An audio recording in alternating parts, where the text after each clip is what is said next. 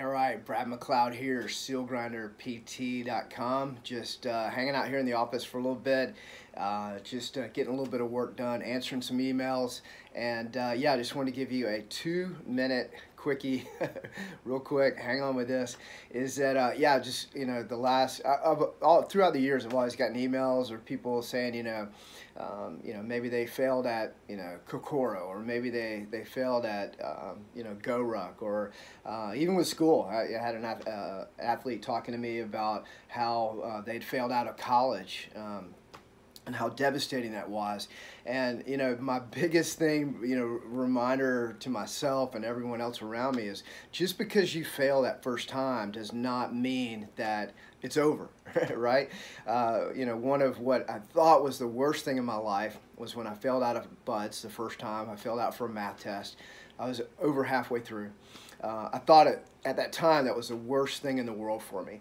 But later on in life, I learned that actually was probably the best thing that ever happened to me, because it really made me dig down deep, see, is this really worth all this training to come back and try to do this all again? And I was like, yes, this is the most important thing in my life right now. So it really made me hunker down and decide, is this truly the number one thing that I wanted to do? And yes, it was hard going back through the second time, and so really that's where I'm putting that out to all these other athletes that I listen to, talk to about, it's okay you failed out of GoRuck selection. It's okay. You failed out of Kokoro, you failed out of buds, you failed out of special forces, what have you. What matters most is what you do with it after you fail. And I'm not even saying you always have to go back to finish the drill.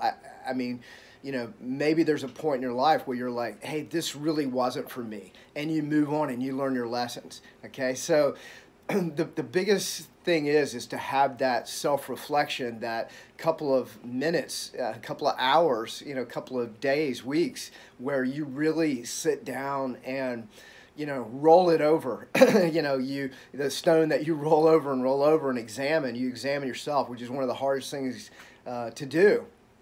For me, that choice was clear. I wanted to go on and finish the drill with buds. Okay, so just because you fail out the first time doesn't make you a failure.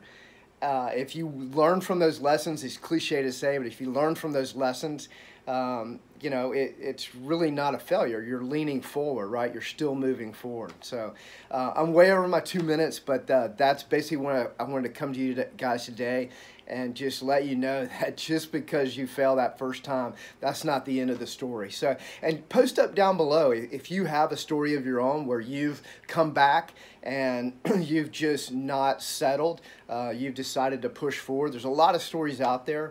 A lot of clients, touching base with me all the time, talking about moving on to that next step. Post up down below here in the YouTube comments. I really want to hear about it, and I'll follow along there, and I'm gonna type out a response and check back in with you. So I'm Brad McLeod, SealGrinderPT.com, and I am out.